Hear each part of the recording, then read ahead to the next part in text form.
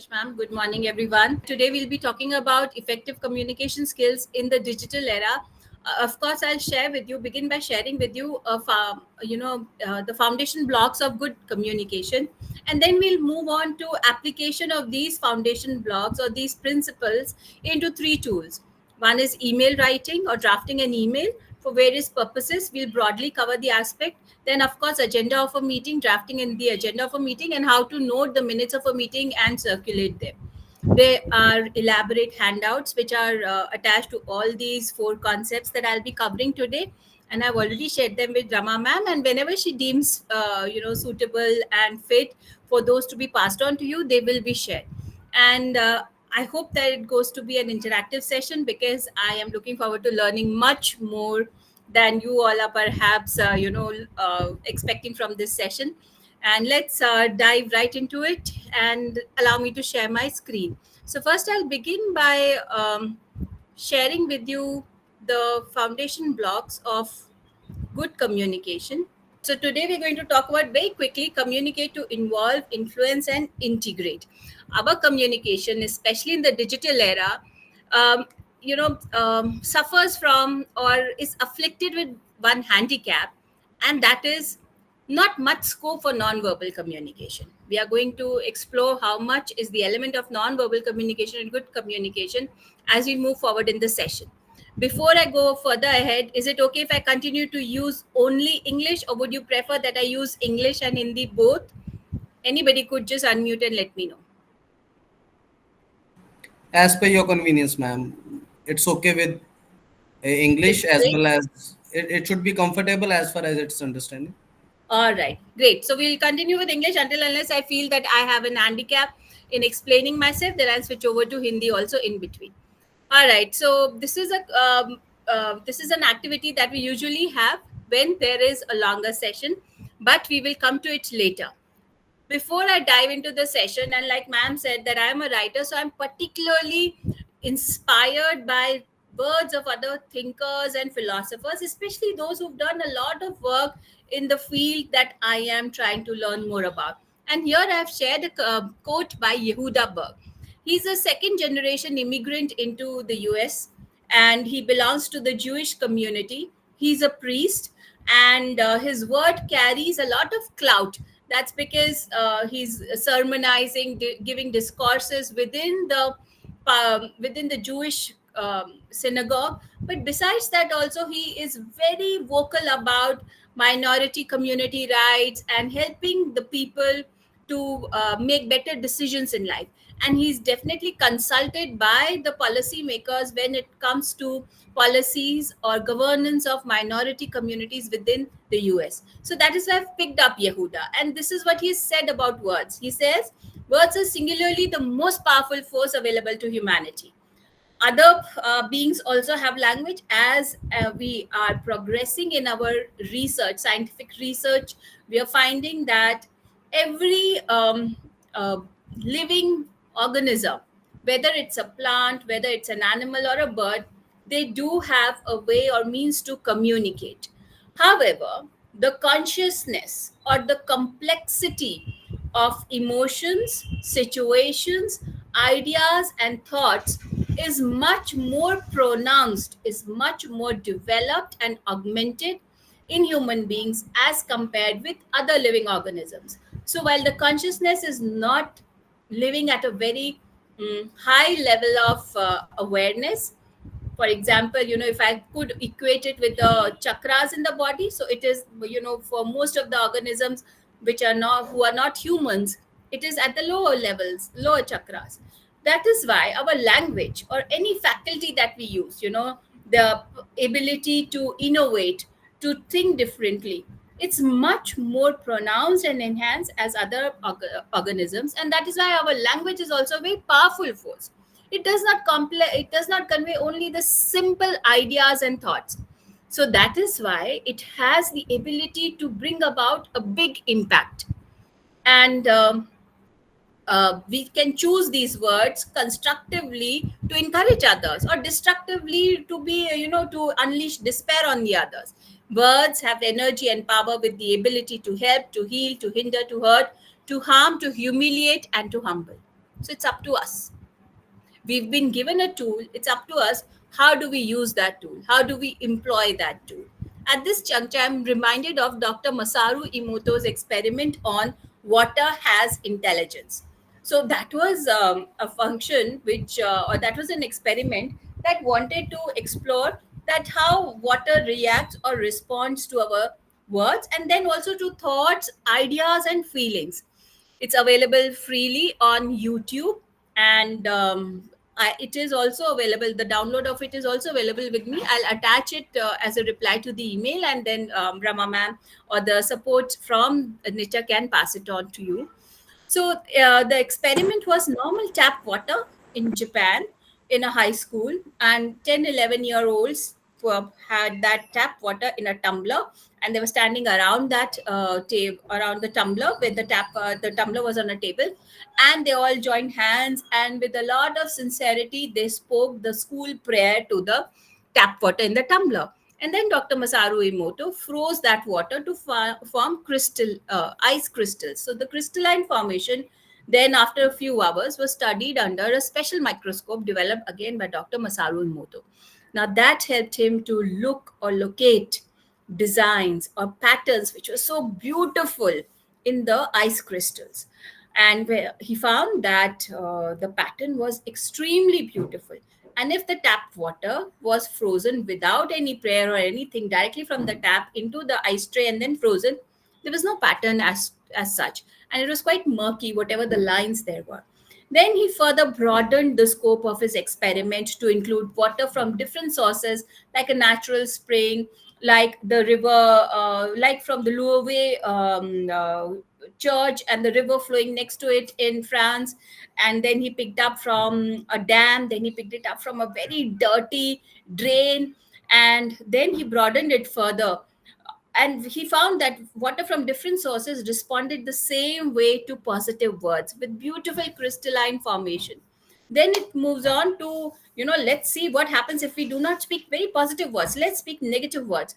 The same water from even blessed sources, when had was exposed to negative words of hatred, of evil, of dislike, despair, humility, it had very disturbed layers of crystal formation once it formed ice.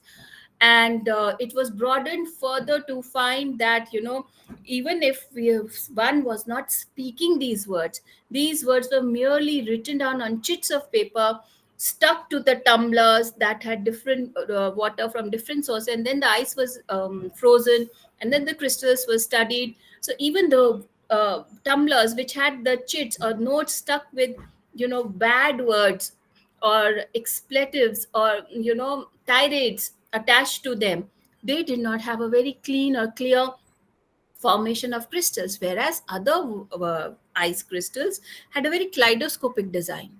So now this hence proved, ladies and gentlemen, we cannot take lightly this faculty of being able to communicate. One has to be very responsible, and one feels that the communication is only verbal. It is not non-verbal in case of digital communication, because most of it is written. Very rarely are we interface like this right now, the way we are, that we can pick up non-verbal cues. Even in that matter, we feel that since all of you can see the top part of my body, the face primarily, and just a little bit of my neck and shoulders, the little bit that you can make out is through the movement of my hands or perhaps my shoulders moving or my facial expressions and expressions in the voice. The rest of the body does not convey much. But when we dissect non-verbal communication, we find that 93% of our communication is non-verbal in nature, because it is embedded in our genetic code. Imagine a scenario when we were cavemen. We had a caveman coming from this direction with fear writ large on his face and shooting in the other direction. And all of us, the other clansmen, were standing and looking at the entire scene, saw this person with a lot of fear run in that direction. Would any of us dare to go in that direction? No, none of us, because even if there were no words exchanged, but the signal or the message was exchanged that there is fear, there's danger there. and we might as well protect ourselves and run in the opposite direction. Now, that kind of genetic coding, which has been there since the beginning of time, cannot be undone. It cannot be removed completely. And once we are aware of it, which is what we are attempting in today's session, and also through other activities, wherein we invest in ourselves to learn or enhance our skills, especially communication skills, we can become aware and learn how to manage them. So, even in digital communication, even in the era of digital communication, non-verbal communication is important. It cannot be discounted and dismissed. So, we need to be mindful of it. Next, another, and perhaps I think this is the last quotation for this session today, and this is from George Bernard Shaw. Now, he's been, most of us would know that he's been a very good, prolific writer of the English language, used it a lot, and he's no more there. He's from the heydays, from, some modern, when the modern era began. He's written that the single biggest problem in communication is the illusion that it has taken place. Most of the times we assume, मैंने कह दिया, उसने सुन लिया, बात हो गई, मैंने तो ईमेल लिख दी, काम हो गया, इसका रिप्लाई आ जाना चाहिए. इस the response that I am desiring or assuming would come my way should be here, because I have written a very clear and a clean and a very perfect or a succinct email. But that's not the case most of the times. We are befuddled to find, oh, there's some other response, and where's this person taken this? How is this person extracted this meaning out of my email? It was so plain and simple. That's because we've assumed that we come from the same mindset, we come from the same environment, but that's not the case. And here I'm reminded of an example when I was this was in the year 2016 that I'd gone to the UK to study, and on the first day of our course, my course director asked us that, there was a module, Word in the World. So it was for that module that I picked up that course from that university. And I had already been working, and it was after a gap of 20 years that I resumed my education. So I had a lot of work already done. So I was very clear as to why am I spending so much of money and time away from my family and children, and investing it in this education. So there was a very clear, distinct goal for me, and that rested to a great deal, or that depended to a great extent on the module Word in the World, and that module was to be taken up in the last semester of our program. And he asked us, so how would you want the creative word, to be expressed, demonstrated, and portrayed in the actual world? So everybody had their different notions. Somebody wanted to be a writer, others into publishing, wanted something to do with the publishing industry. And when it came to me, he asked me, I said, see, I've written 2 novels, and both the times I felt that there's been a lot of development in me, change in my personality. So I would like to explore the um, emotional healing or well-being, emotional well-being through creative writing. And for that, I have developed workshops. I just need a platform where these workshops can be delivered. So he said, all right, what would be the platform? Which platform? A jail or a school? He suggested that himself. I said, since school would not provide me the kind of participants that I'm looking at, because I'm looking at a wide variety who've experienced life and the complexities of life to a greater extent. So it would be better if I get into a prison, because I will then have mature adults, and that too, they've undergone some kind of a trauma or some kind of a negative situation to have landed up in the jail in the first place. So he said, fine, we'll do that. And he forgot about that. And just 9 months into the course, and the last 3 months were remaining of that 1-year program. So I write to him that, all right, Paul, hi, Paul. And I wrote, dear Paul, when are we going to, begin our workshops? And I have, developed and all. This is the program for your review. Then he comes back to me after a week or so. He says, Sudhiti, you being brown, I assume that top 5 most secure prison in the UK, would allow you, my word would count, but they are not giving you the security clearance. I'll have to deliver the session on your behalf. No video call also allowed, nothing. So I'll deliver, and then you can develop a report on it and a feedback, and then develop further aspects of the workshop based on their responses for me to deliver it on your behalf. So that was quite quite disturbing for me. But then I said, all right, go ahead and all that. And then when he came back after the first session, it wrote an email to me to share how the workshop was received and what the work is and all that. And he wrote that definitely, Sudhiti, it was very uplifting and inspiring. And there was a breath of fresh air in the jail, especially for the inmates, and they warmed up to the whole idea and the event. I wish you were here. So then I wrote, yeah, dear Paul, of course, it went well because I had been very meticulous in planning and it came from my own experience. So I was certain that others would also feel the same way. I wish I had been there. But anyway, the disappointment is there, but work has to be done, and that's it. And then in the series of exchange of emails, then I get another email from him, and he says, "Hi Sudhiti, I know that you're very disappointed with me. Your email says it clearly, but I'm sorry. I'll try to cover it up with grace marks and all." And I was wondering, where did I say this to him? I've been very professional and polite about it, and how does he draw this assumption?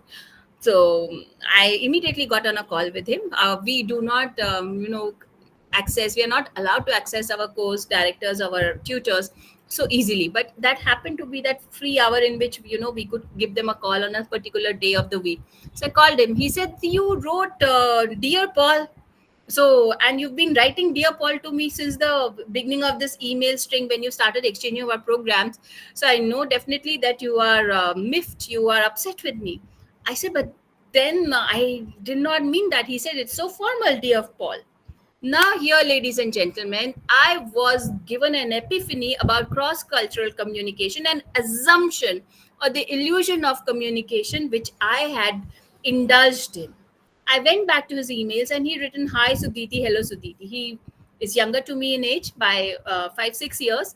And then I went back, I said, perhaps that is why he writes this. And that is why he was expecting that I should write to him like, "Hi Paul" or "Hello Paul." Then I went back to the other emails from the university. Dr. Claire Herman, who was my tutor for another module and is the age of my mother, she'd also written, "Hi Sudhiti, hello Sudhiti," and she insisted that we call her Claire and not Dr. Herman or Claire ma'am or nothing of that sort. So I would call her Claire, and I wrote to her, "Dear Claire." And then I checked my emails from the admissions office or other places from the university. Everybody, even my editor in the UK, who happens to be of Indian origin, also wrote, "Hi Sudhiti, hello Sudhiti." So I realized there that while in India, if we were addressing someone who's our tutor, our professor, a government official, our senior in the office, we would write "Respected sir," "Respected ma'am." I was cutting that, rubbing in of too much of respect. I thought by, writing "dear" and then putting in their first name the way they like to be addressed, but still I had created a misconception and a miscommunication. So one needs to be very thorough.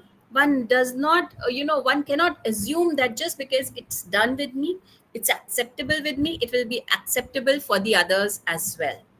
So I hope we've got that vision for how we are going to approach communication, especially in the digital era. Here, ladies and gentlemen, on the screen is a very simple stimulus response model of communication, and it's very simple.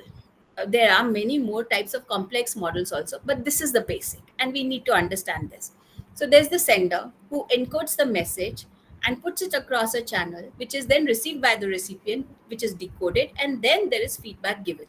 As you will see, this is a cyclical process. It is a two-way street. It's not just the sender who's sending the message and not receiving.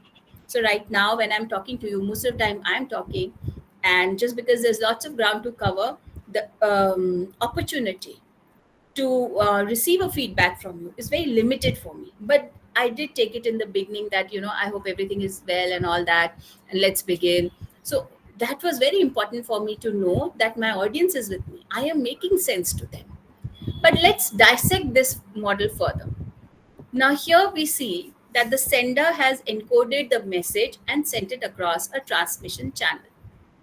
Let's suppose today's situation. I were to, like I am, if it were up to me, I would like to deliver this entire session in Bangla. Why? Because I'm comfortable in it. But then I understand, like I asked in the beginning, is Hindi okay? Or do you want me to mix Hindi and English? Is English itself okay? That's because if I just chose to use Bangla, none of you would understand, or most of you or almost all 99.9% would not understand. That's because that's not your language. So for me to encode the message depends upon what my recipient or receivers would understand. So that power is with the recipient. I can determine what I want to talk about, which story, which anecdote, which PPT, which slide, which content, which quotation.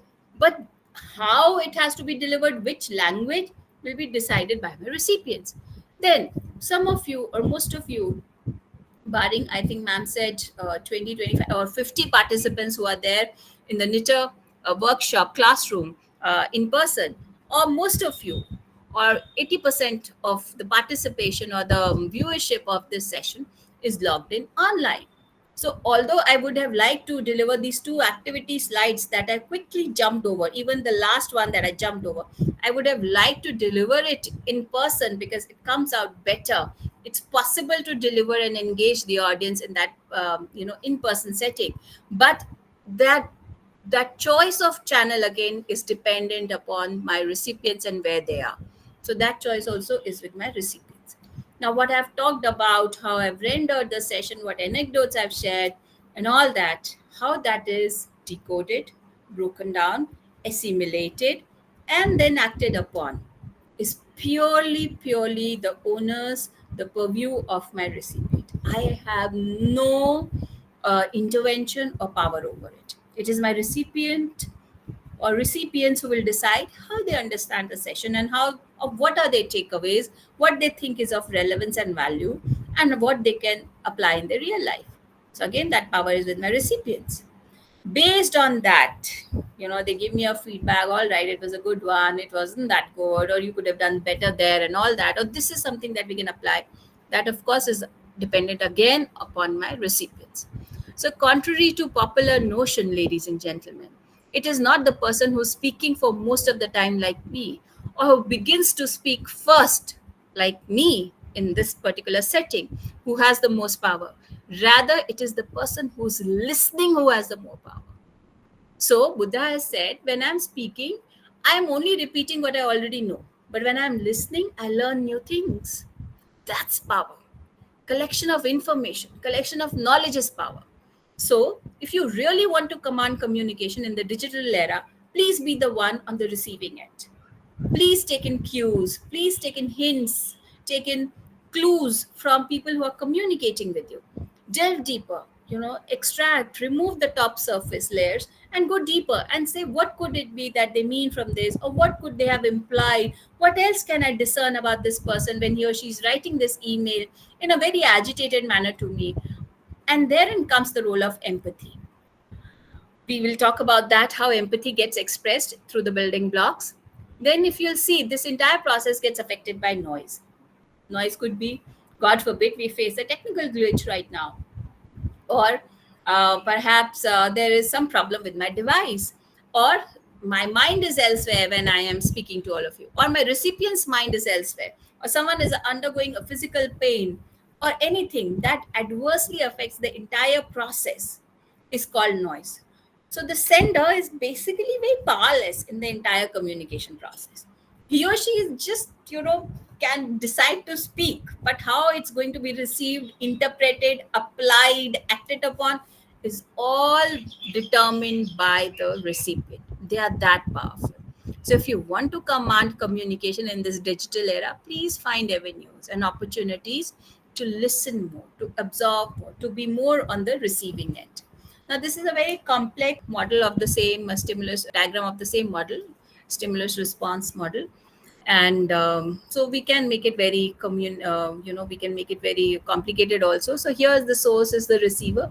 That's why I used it. So the source or the receiver is also, when receives, becomes the receiver, also encodes the feedback.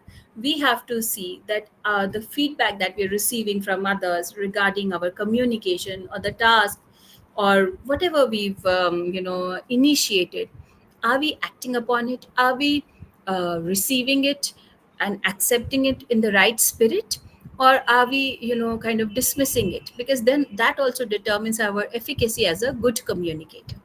So here there is a small quotation in this diagram. It's not what you can tell them, It's what they hear that is of importance. So I cannot always overlook the fact that people will hear different things from the same perspective, from the same talk, from by reading the same novel, by reading the same email or WhatsApp. Completeness is when you visualize or preempt the person or your recipient who's either going to read your circular, your email, your WhatsApp message, or even going to listen to you. You have to provide that person with information and justify the opportunity that they've given of their time and attention to your piece of communication by making it a very complete and or a piece of communication which is covering all aspects for them. So very easy way to do that is to apply or to use the 5 W's and 1 H: what, when, where, why, who or whom, and then how. Not always every piece of communication would require you to use all the 5 W's and 1 H. It could be, a mixture or a blend of these. At every opportunity, in every context, you will have to evaluate yourself as to what kind of completeness is required. For example, if I were traveling from my home to my office, and my car broke down, and the spare car and the driver is with my husband. I call him up, and he's at work in a very important meeting. And I very quickly tell him that, hi, hello. And he says that I'm in meeting with the, my company's managers, and they are the channel partners for whom I am working. So I can't talk. I said, okay, can you spare your driver and the car? No, I'm here. I'm sending you a WhatsApp location. So he'll say, yeah, driver's free. Connect with him. And that is how I will call the driver and connect. Now, suppose the same thing happened, and my husband does not answer the call because he's put the phone on silent, it's face down, and he's in that meeting, does not answer. Reach out to the driver.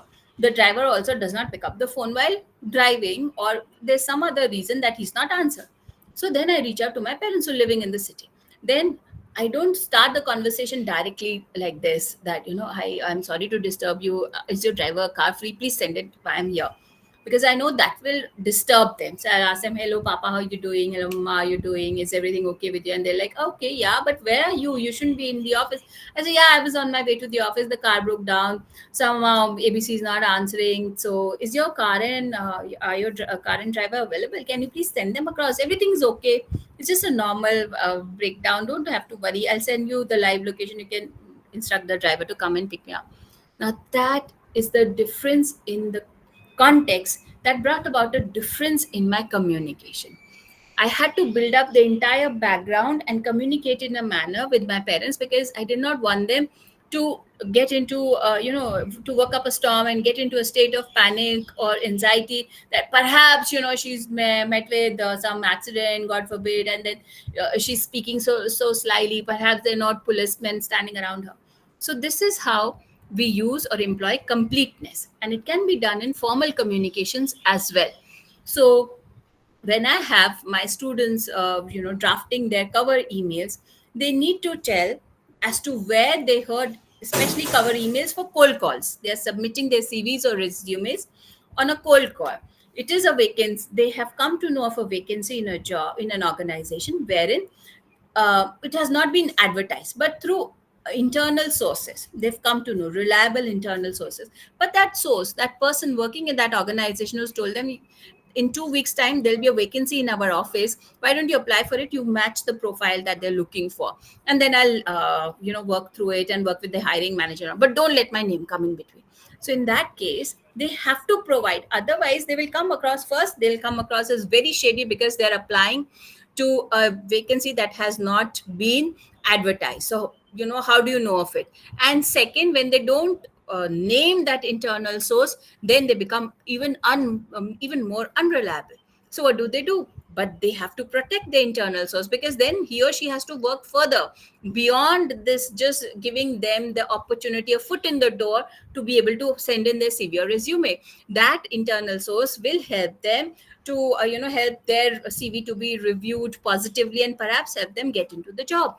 So they cannot even let go of the information, so they can say the completeness aspect of the cover email in this case can be, I have come to know through reliable internal sources who choose to be anonymous that there's going to be a vacancy in 2 weeks time in such and such, at such and such post in such and such department of your organization. And this is an acceptable practice in the professional world, wherein hiring and recruitment is concerned. So that is how, through our research, through our thinking beyond our own limitations, can we introduce completeness in personal as well as professional contexts. Then comes conciseness. Conciseness is that in an attempt to provide information, there's a fine line between too much information, unrequired information, superfluous information that burdens and overwhelms our recipient. So we need to apply the principle of shunting down whatever we've written. We should use pronouns in place of proper nouns the second time. We can use short forms, contractions the second time after we use the first expanded name. For example, Indian Space Research Organization, in brackets we can write ISRO, and then we can go on to use ISRO, because in this case it has decided can become very confusing, a pronoun can become very confusing. We should review our work. Even sending out an email or sometimes making that important phone call, we should have some aspects of the script of what we want to talk about written down on a sheet of paper with us, and we can review it and then make that important call. And that can help us to achieve brevity and also achieve meaningfulness in whatever we are writing. The other person will feel very uplifted, will feel very enthusiastic in receiving our emails. Otherwise, there are people who say, "Oh, this guy is going to spin a yarn, is going to speak so much. I don't have the time for it," and would run away or shun or avoid taking our calls or even opening our emails. So conciseness is a principle that helps us to balance completeness and overdoing completeness. Then comes consideration. If it were up to me, ladies and gentlemen, I know that 7 C's cannot be incorporated completely in any kind of communication that I'm sending out, because perfection does not exist in nature. So I can perhaps attempt to include 4 to 5 C's, and in within those parameters, 4 to 5 C's, consideration and the other one courtesy. These are first two that I always incorporate. Once I work on consideration and courtesy, then getting another 2 to 3 C's, completeness, conciseness, clarity, whatever have you, it makes me feel very confident about my communication. So consideration is very easy. It is to consider the other person the way you would want to be treated by them or by anybody, and then act out or then communicate. It includes assuring that there's no miscommunication, the text is easy to read. It is for this purpose, when we take sessions on resume writing, we advise our students to sparsely word the resume, because during a campus placement drive, the recruiter is going through similar texts, similar resumes from thousands of applicants, and then putting down everything on that sheet of paper, one or two, is going to be very overwhelming. So put sparsely worded, to the point, not complete sentences, but rather statements which allow space. So there's a lot of white space on that printed sheet, even if it is read as a soft copy on the screen. So there's not too much black jumping out at the eyes, which is tiring the brain, also with the eyes of the recruiter, which helps them to decide favorably or recall you favorably by just looking at the first piece of communication about from you, which is before they've even met with you in a personal interview. So this is how aspects of consideration are found everywhere. You will find marketing terms or FMCG companies, including a lot of consideration and manipulating consideration for marketing purposes. For example, we have the tagline for Coke, open happiness. How is that related to happiness, related to Coke, when we know there are scientific studies that show that it can be used as a pesticide, as a toilet cleaner? Why would we be happy in having that? But then they have twisted the concept of consideration and conveyed to people with very strong, elaborate marketing campaigns developed around this tagline, open happiness, that we are concerned and considerate of your happiness. So this is how consideration finds its place in the entire gambit of communication, personal or otherwise. I'll very quickly share with you this extract from, or excerpt from, Stephen Covey's book, Seven Habits of Highly Effective People. And here he talks about paradigm shift, how a single communication from a stranger brought about a paradigm shift in his perspective towards people and strangers. So I'm not going to read out the whole of it because it's going to take time, and I'm keeping a tab of time. We have a certain ground to cover, that's why. And I want to complete the 7 C's and go on to email drafting in this first session itself. So he says that it was during the early morning time when most of the people were traveling to the office in the New York metro. It's very crowded. It's very so people are almost robotic, and they do not like any kind of conversation. They do not even make eye contact. Nothing. It was during that time he was traveling in it, perhaps traveling to work like so many other commuters. And there on one of the stations comes a man with 3 children, and they kind of just throw them inside the cabin, and that man comes to occupy the seat next to him, empty seat next to Stephen Covey. And his children are all over the place. They're not sitting down in the empty seats. They're running around, shouting and disturbing the peace. The other people are definitely quite perturbed and disturbed, and they give them a look and all that. Some of them need not even have had a complete sleep. They're stressed about going to work, and all the trappings of a supposedly developed country and the modern world are in play. So Stephen could not resist any longer, and after 15-20 minutes he said to the man that, don't you think you should do something about your children? They're all over the place and disturbing so many others. Yeah. Then the man looks at him, startled. He said, yeah, you're probably right. But the thing is that just an hour ago or so, these children have lost their mother and I have lost my wife. So they're still struggling to come to terms with this fact. And perhaps this is how their energy or their anxiety is getting expressed. But surely I'll do something about it. And Stephen immediately feels so guilty. He said that I assumed that these are ill-behaved children, and this guy is or this man is totally irresponsible parent, does not know how to parent his children or manage them in a public place. And I said, this is so insensitive. And his perspective towards them changed, and he goes on to write in this excerpt that from that moment onwards I had no problem with the children. In fact, they could be running over people, trampling them, they could be jumping up and down in my own lap, and I would not have said anything. So ladies and gentlemen, that is the power of our words, and how our words and how our past experiences cloud the words that we listen. Uh, they they ascribe, they assign a totally different perspective or meaning to the words, to the situations, because the baggage of our experience is weighing heavy upon us. We should we should attempt that people who have had a bad past experience should not continue to harbor, should not continue to carry that baggage even after having communicated with us. I use cabs frequently.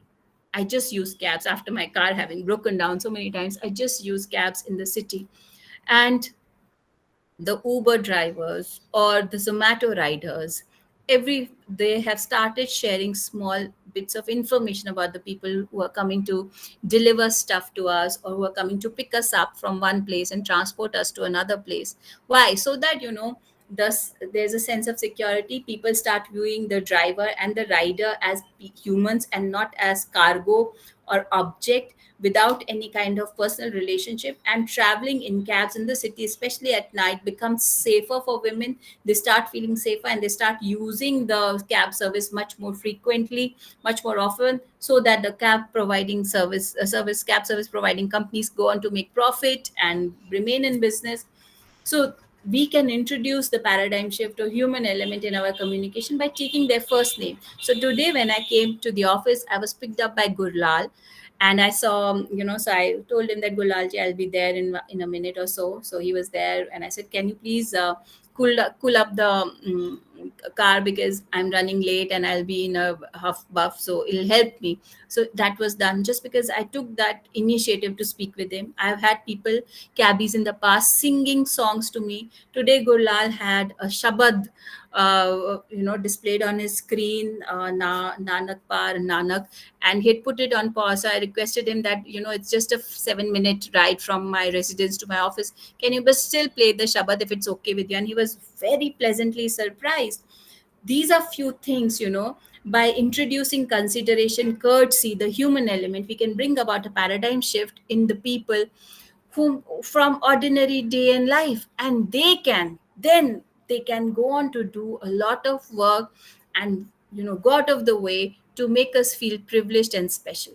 After all, ladies and gentlemen, even if, as someone who's a corporate trainer, who's engaging and training people from Tanish, people from banks, big multinational banks, the Taj Mahal hotels, I am not interacting directly with the managing team or the managing directors or Ratan Tata.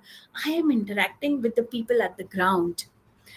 My business and their business is happening because it is the business between people, not business between places, people and places, not business between people and names and people and corporations. So communication, like the word community, originates from the root Greek word communis, which means to join, to combine, to come together. So if our communication is not binding others to us and us to them, then it is failing at all levels and at all times. So just now we've covered these 3 C's of communication. If there are any questions, please ask me. And here I have a small puzzle for all of you. Do you see the picture right below the question? What do you see on the right side of the screen? I would request all of you, to unmute and let me know what you see in this picture. Whose picture do you see in this black and white image that I've displayed?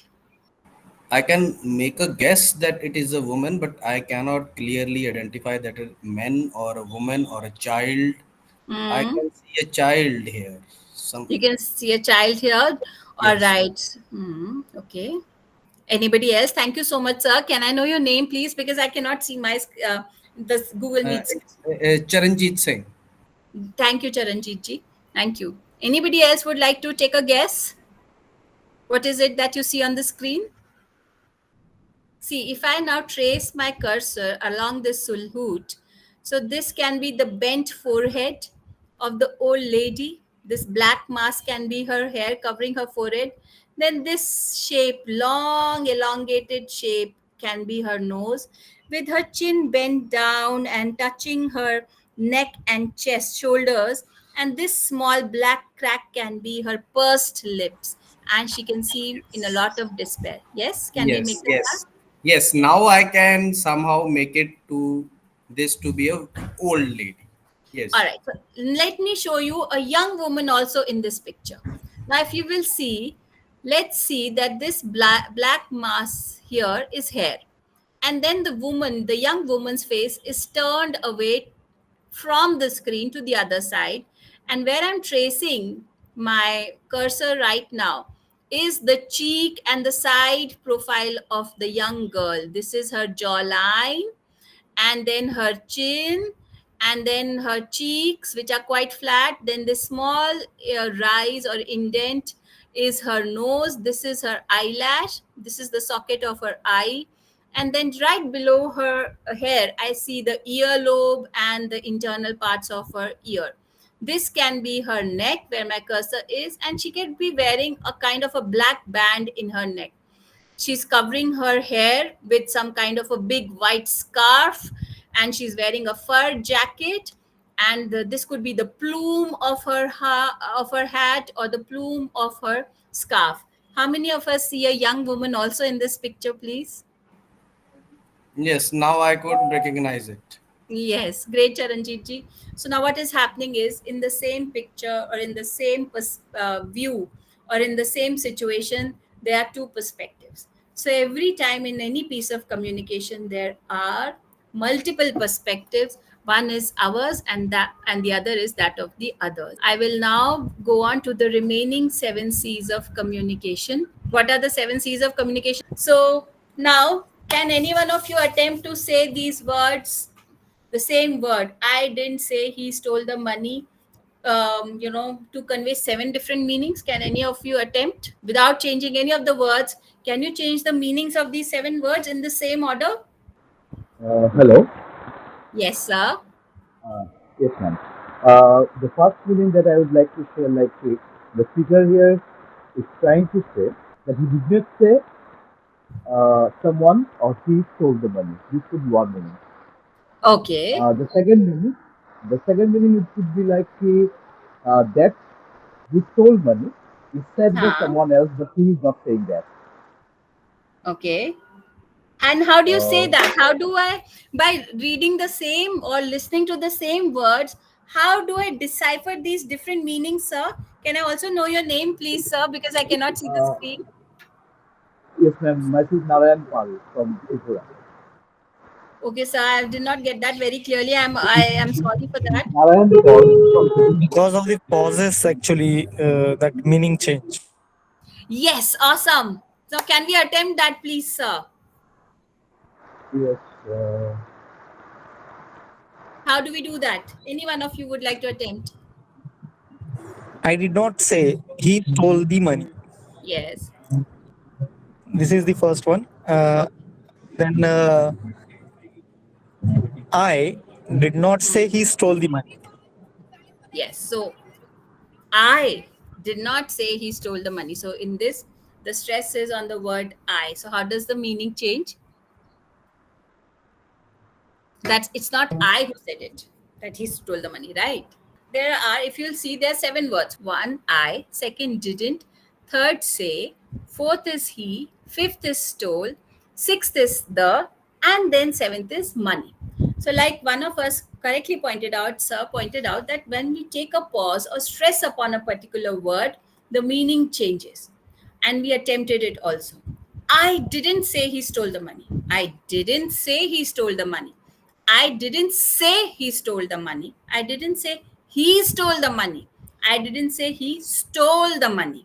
So that is how, when I go on to stress and take a pause between, before, and after these different words, every time I change the meaning of the words and the entire sentence. Now, this, ladies and gentlemen, is an aspect of non-verbal communication determining the meaning of communication. So, while we are communicating in this modality, this digital modality, wherein I am speaking with you and you're also speaking with me, the way we are stressing, the using the expressions in our voice and the expressions on our face is changing our communication. And that for you is non-verbal communication, which is 93% of our entire communication. Only 7% of meaning, or 7% of essence of our communication, is determined by the words we use. So our proficiency in a particular language has very little to do with how good we are at communication. Rather, it is our proficiency in non-verbal communication, the ability to use facial expressions, bodily gestures, expressions in our voice. These three aspects that determine, to most of the extent or almost all of the extent, as to how our communication is going to be deciphered and how influential and persuasive we are. Let's come to the next aspect of bedrock or foundation bricks of communication, and that is concreteness. Many a times in our communication, I have found that, I'll need this piece urgently. I write this in an email, and then my team, they attempt to decipher, or they decide for themselves that urgently means something else, because my team definitely knows what my entire schedule for the day is. For example, today they know that since 10 till 1 or 1:30, I'm going to be engaged in this online session. So they have assumed that in any case, the ma'am is not going to be available to look into whatever information she sought on email before 1:30. So urgently will be immediately between 1 and 1:15, or after 1 anytime. So they were working in the background. But at 9 a.m. in the morning, I received an email from a client who had asked me for my GST number, for the GST number of our firm, so that they could raise an invoice and transfer the payment in our account, and then we could give them a receipt, issue them a receipt. Now, receiving money early in the morning is a good deal, and it's good for one's business. So I told them that, reply to this email that I've sent you, reply to this immediately. And they've asked for certain other documents also. So those documents should be, provided urgently. I'm the one who's interacting with them. So give it to me urgently. They have not started working. They had not started working till 9:15 or 9:20 in the morning. And I said, I've given you somewhere around 15-20 minutes to address this. We have this in our drive. Just send it to me in the email. I do not have the time to retrieve it from the email, because I'm setting up the office for this session and looking at my PPTs and all. So I don't want to waste time and extract that information. Provide it to me immediately. Now, that was a gap in communication, because I had not been concrete with them.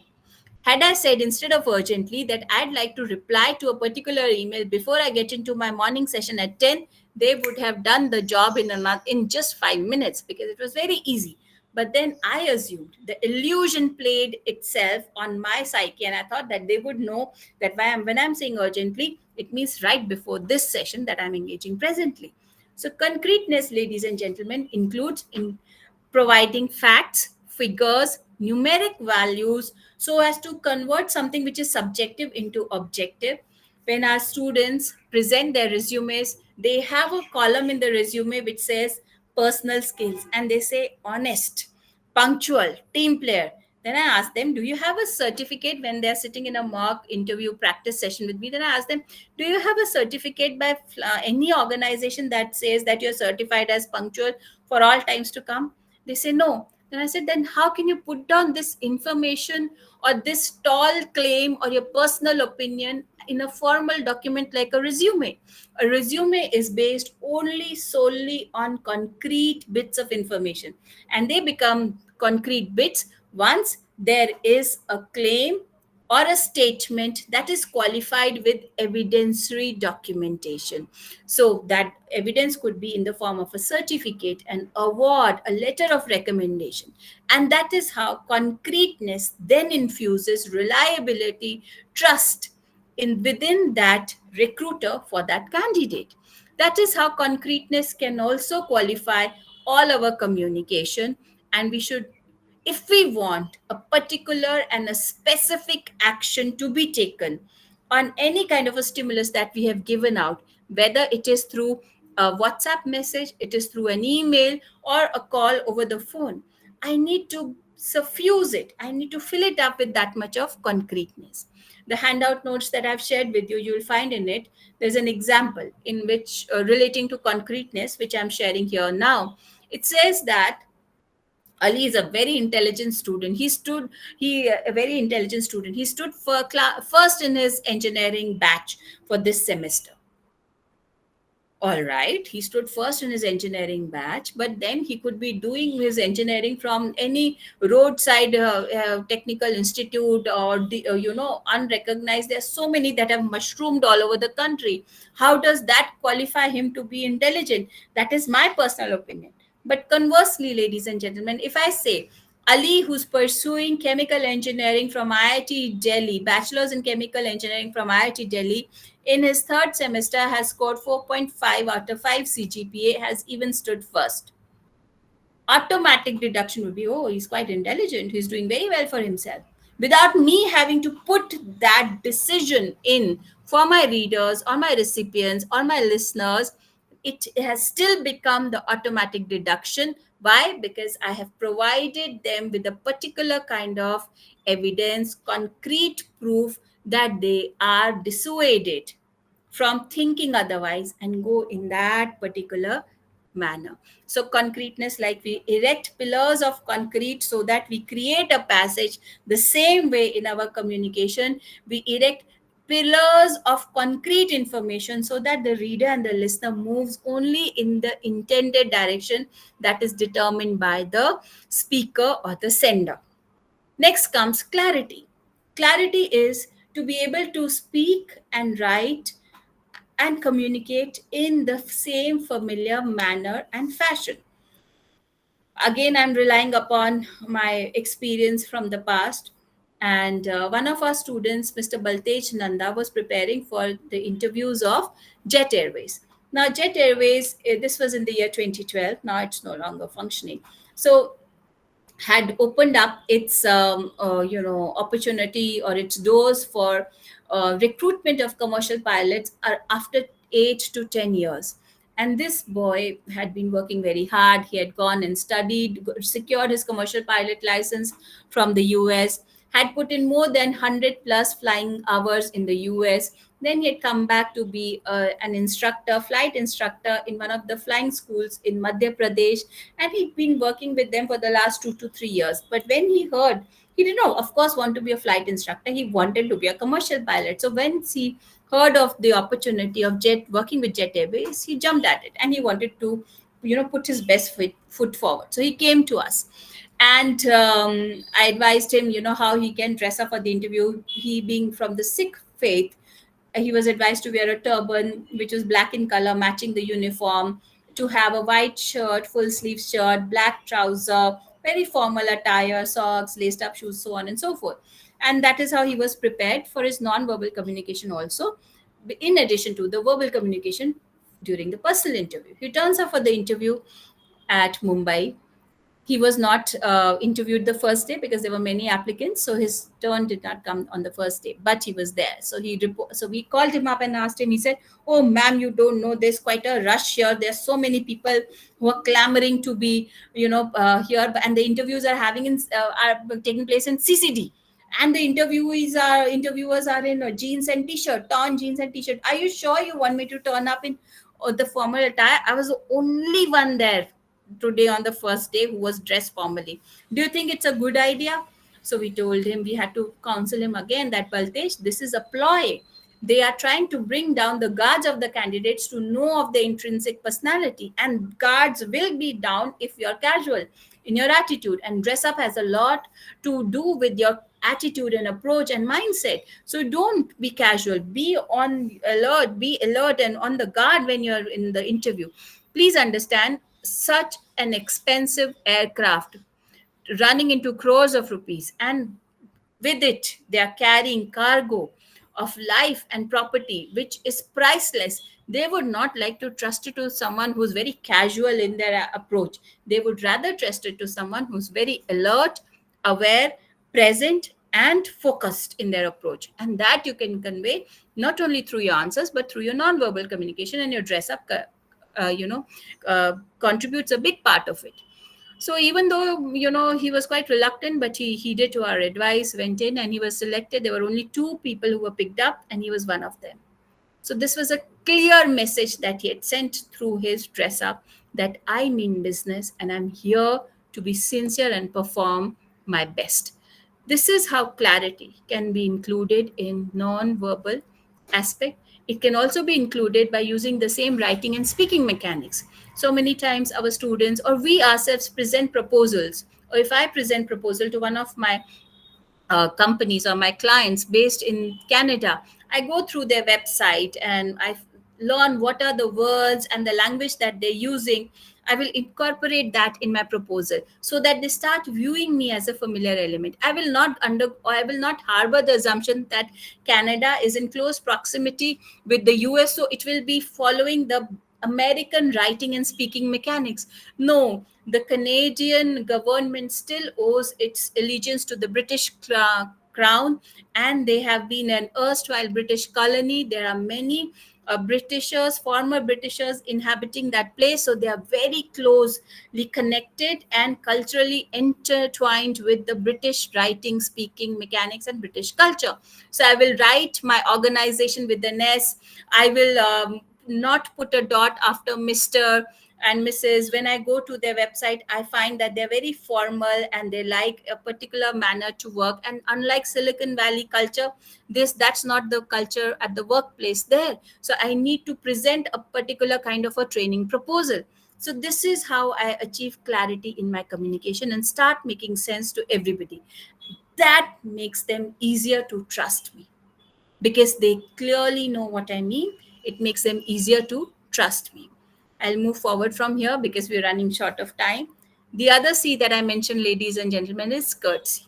Courtesy is to never start talking to someone or interacting with someone without preparing them for interaction. Indira Gandhi has said, I cannot shake hands with a clenched fist when she was going to sign the agreement to end the war with China and Pakistan. She said, these people have already come with their minds decided. How do I sign a peace treaty with them?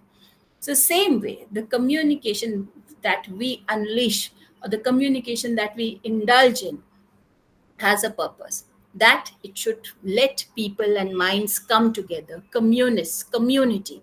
And courtesy, ladies and gentlemen, goes a long way in determining that for us.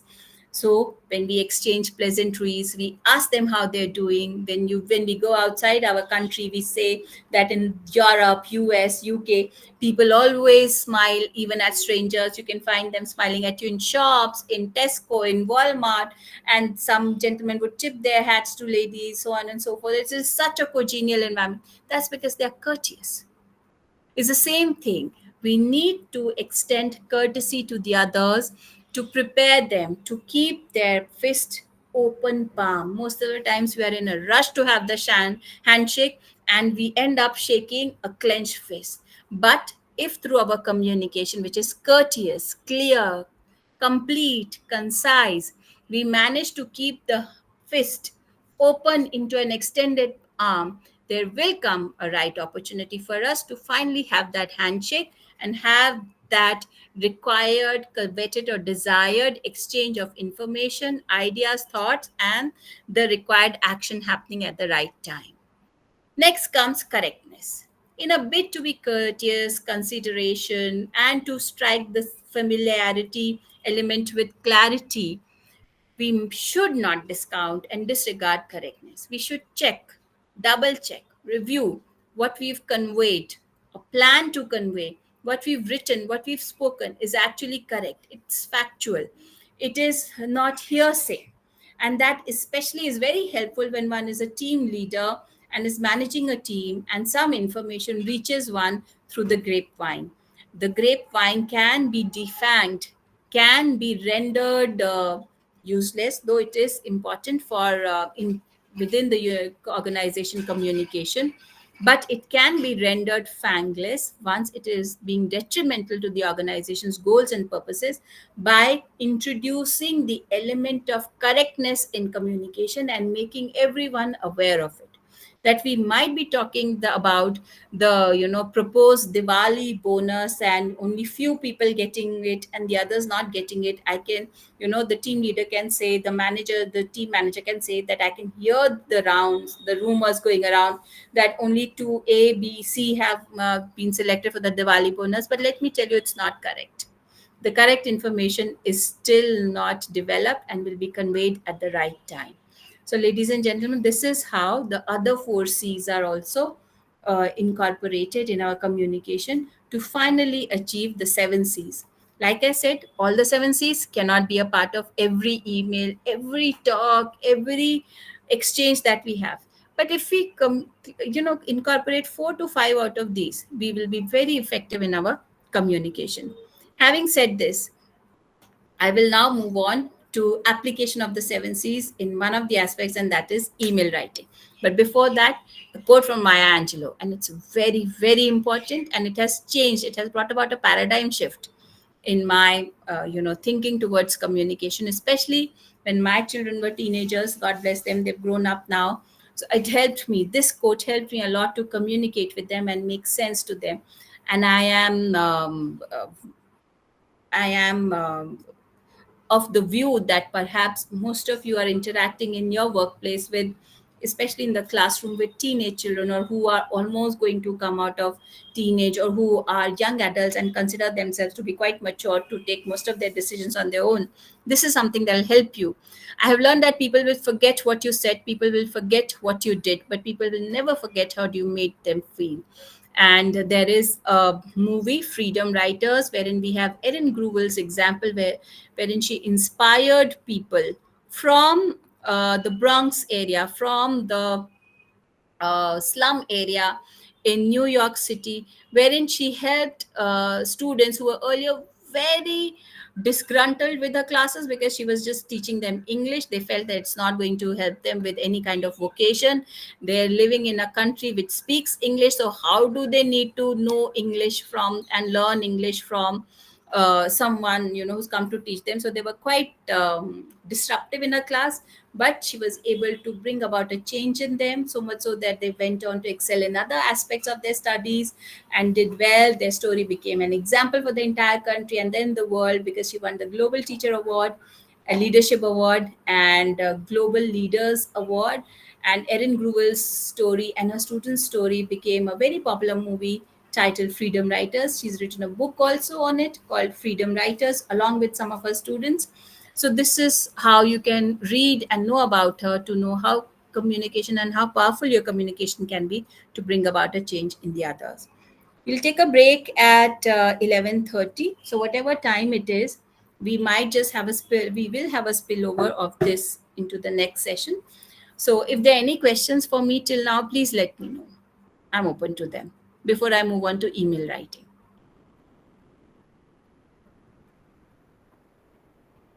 All right, I'll assume there are no questions, being the optimistic person that I am, that I've been very, very sufficient in providing information. So very quickly, let's come to email. We all know it.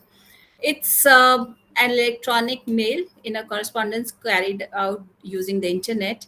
And the email may seem informal when compared with a letter, but it is not, because in a letter we make the entire arrangement. Take a pen, letter, stamped letterhead, have a, perhaps a fountain pen or something, write on it, sign and stamp it, and then the official letter goes. But the email from our official email ID with our signature at the bottom is also equally important, carries that much of clout, significance, and is that much formal in its nature and communication. When we compare an email with text message, a text message may look informal because it is quick, easy, written in a very in-person manner, and it does not have, while an email inbox will have a lineup of all the emails that we've sent out, a text message will not have all the lineups of all the text messages that we've sent, or even a WhatsApp message. So it seems like a very personal chat or an exchange of information, ideas, and thoughts. But again, it is not as informal.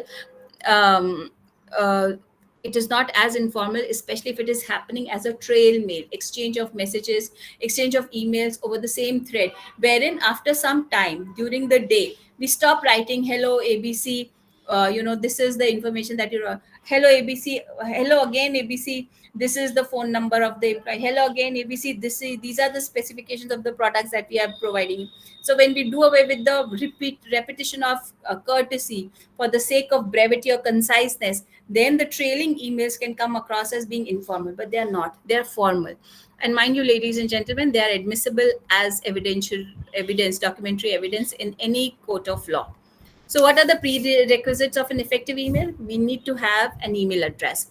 Now, this is especially important for your students when they're applying for internships of job purposes. So I had an intern with me. Her email address was Muskan Ahuja 0711. Now, in her internship biodata, or the Google form that I'd asked her to fill up, I did not ask her in the initial first interaction to put up her age in it. There are many organizations that when you apply to them, especially those based outside India, they will not want the students to, or the applicants to, have their photograph. to have disclosed their gender and to have disclosed their age. That's because they want, especially consultancy firms, they want to pick the right talent for their talent, knowledge, and experience in the field. Nothing to do with their gender, their age, their nationality, their background, or their looks. Right? So, in that case, Muskan Ahuja with 0711, of course, I know Muskan is a girl's name, so that is revealed, but 0711 is her date of birth. Even though it does not tell her years, in some cases she would have written, like I have had students who've written 94 1194, something of that sort in their email address. So they are sharing inadvertently, unprofessionally, certain information which the company or the organization does not want to be revealed to the recruiters, especially if the recruiter is a third party vendor.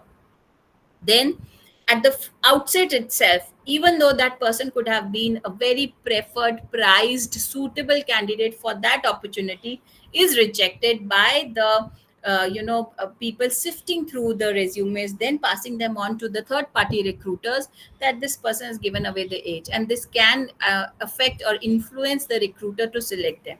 So we should not be doing that.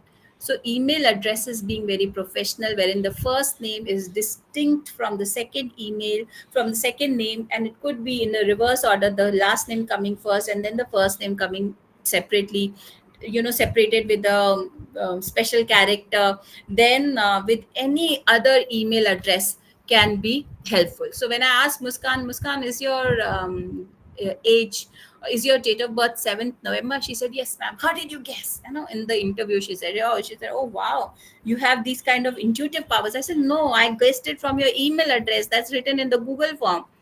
I said, why have you written that 0711? Is it some meaning that you ascribe to this uh, date of birth, this numbers or something, lucky number or something? She said, yeah, you can say lucky number. Yeah, date of birth is lucky number. Yeah, you can say that. So that again is highlighting a fatalist attitude. Though she was not very convinced, or just to be agreeable with me, she was relenting that yes, you can ascribe, but that's not the real purpose of the digits, 4 digits. I said, Muskan, do you realize in a font style which is different from this font style, one could have looked like small L, and if I had sent out that email assuming that this is L, especially if I was not from India and from some other country, I would have been confused with the first name and the last name coming together. And even if I was from down south or from the farther corners of the eastern part of the country, I would have been confused. One would have looked like L, and you would not have received this email, and you would not be sitting here for that interview. She said, yes, I did not pay attention to that. Then I said, why? Then why have you done this? She said, oh, Google Gmail is the most trendy. Everybody's got their email address. It's easier to exchange heavier documents, heavier files on Google Mail. It allows us to attach heavier documents. So, and then my name is very common, so I thought I'll make it unique by using this. That's a very casual way. And sometimes we are in such a rush to create emails, especially our students, because they've not used it for so long. They've only been chatting and exchanging messages through so many social media applications. They care two hoots about their LinkedIn profile and their professional emails, that they do not have a correct email address. But for someone like me who's into professional recruitment and who deducts personalities or aspects of personality about someone without having met them through their written word, their resume, their cover email, this is a wrong message that is being conveyed to me. Then I said, oh, so you're going with the trend and you did not care to find out that there is another other portals also, like Ymail, Rediffmail and all that. That's so casual. Will you bring that casual attitude to work as well? And why should I give you that opportunity? And can't you have a separate email address, and only on rare occasions when you need to transfer heavier files or receive heavier files, you can tell someone, okay, just use for this one time only my personal email address, and I would dissuade you from using it on other occasions because it's quite personal. And also, do you realize, Muskan, that in the first sentence of the inbox, when all the emails are stacked one after the other, the first sentence is visible. The first part of the sentence, the salutation, of course, the subject line is there, and then the initial few words. She said, oh, I thought only the subject line is there. So she's been very unmindful. I said, so your father could have written you an email addressing you with a your pet name, and your co-worker could be walking over and could see that what your pet name is, and that could make situation quite awkward for you.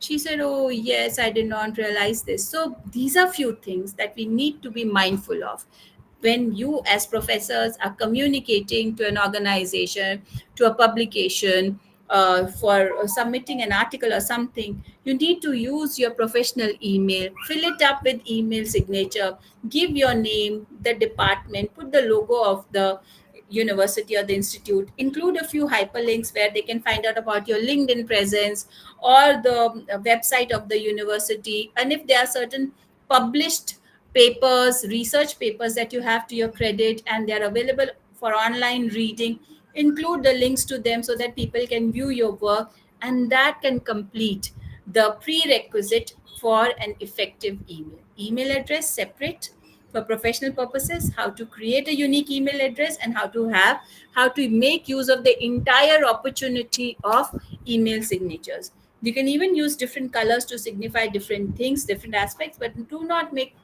the email signature very colorful, because then it can come across as being unprofessional. It can even land that email in the spam folder. How do you write an effective and a correct email? The first thing is the subject of the email, the subject line, which clearly states the purpose of the email. Even if you are communicating with the same official, with the same person within the same organization multiple times during the day, or multiple times, around those days, weeks, or months, you will not keep replying to the same subject line to talk about something else also. You will talk in that subject line as a trail mail and as a continuing thread only about that purpose or that reason for communicating. If you need to communicate with the same person regarding something else, you will start a new email, but give them some time. If it is urgent, then please give them a couple of hours of break between receiving your second email on a different purpose or for a different reason, so that they don't feel boggled and overwhelmed and are not put off that this person is writing me so many emails. If you can, wait for a couple of working days before you write them the second email for a different purpose. This allows them breathing time, gives them relief, like the clenched fist becomes an open palm again, and helps them to read your email in a calm state of mind. Then you start off the subject stating the purpose, 4 to 5 words maximum. Write the Google default setting is to let the subject line come in the sentence case. And for ease, we have chosen that. Most of us have not worked to, especially the youngsters from this generation who are still in school or have recently passed out from school and are getting into college or will be getting into college in a couple of years. They are choosing to go with the flow without having changed the default settings. But sentence case is not the proper way to write the subject. We should capitalize each word of the email subject line, except for prepositions, conjunctions, and articles that come within the title. For example, leave of absence, L capital, O small, A capital. We will not write the entire subject line in all caps because that is akin to, similar to shouting. When one is paying attention to you, there's no need to shout. There's no need to be discourteous. How do we know that they are not paying attention? There's no need to put it in bold face. That's because, again, we are trying to emphasize that, listen to me. I'm the one that you should be paying attention to. That shouldn't be done. And after having written the subject of the email clearly, that the person knows that, oh, that this is what this email is about, then they can determine whether they like to read it immediately or they like to read it after some time, and they decide for themselves. But to use, if you want immediate action upon an email, you can use urgent, you can use important, you can use urgent and important, but do not overuse it. It should be used in rarest of rare cases so that people rely upon the information shared in the subject line by you. Treat or consider every word coming from you as the truth and not discredit it. So, overuse of something which is otherwise reserved for rarest of rare circumstances will only discredit our communication. If we are writing to someone for the first time, immediately after the contact information, we address them.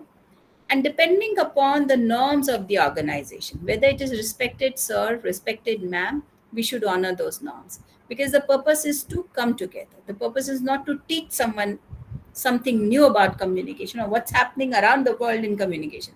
That's not our purpose in writing that email. So if it is respected madam, if it is respected sir, which is the accepted norm, please go ahead with it. Otherwise, it is a good idea to write dear so and so. If we want to keep it more formal, dear Mr. So and so. For example, writing to me and want to keep it formal. Dear Ms. Sudhiti Jindal, MS, not even Miss or Mrs., because then that is a comment upon the age and the marital status of the woman.